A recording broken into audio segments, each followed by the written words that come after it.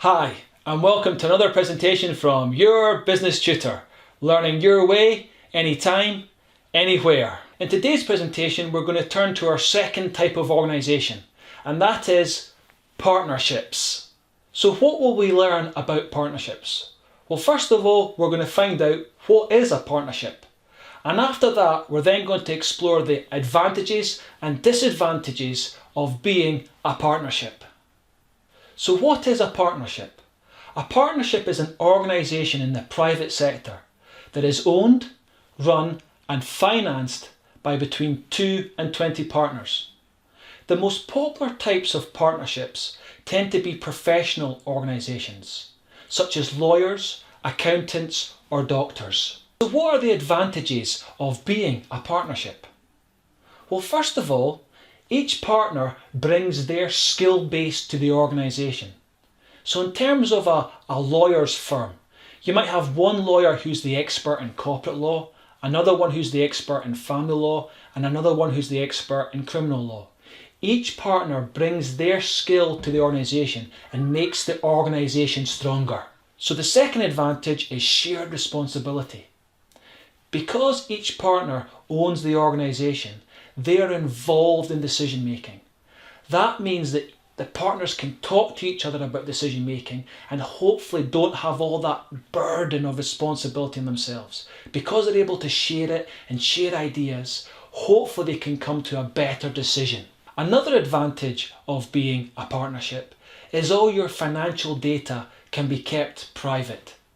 You don't have to share it with anybody else, you don't have to share it with competitors, you don't have to let them know how much profit you've made or how much your business is worth. You can keep all that information private. A fourth advantage of being a partnership is you maybe have access to a little bit more finance.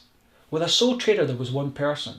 In a partnership you've maybe got 2, 3, 4 people contributing money, contributing equity to get the business started. So it's possibly the case that a partnership has more money to get started than a sole trader would. So the final advantage of being a partnership is that they're really easy to set up. All you really need is a partnership deed, which would outline how much each partner has contributed to the partnership, how the profits would be shared, and what responsibilities each partner would have in the business. The disadvantages of being a partnership, however, are first of all, unlimited liability.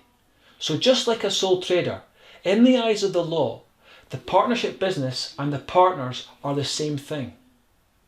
And that means if the partnership business were to fail and become bankrupt, and the partnership business cannot repay the debts, then each and every partner is personally responsible for those debts, which means they have to sell their own personal possessions to repay the debts of the partnership. Another disadvantage of being in a partnership is the partners might fall out and disagree over decision making. Now this could lead to the end of the partnership. However, you would like to hope that the partnership deed would detail what would happen and how decisions would be resolved if there were a dispute.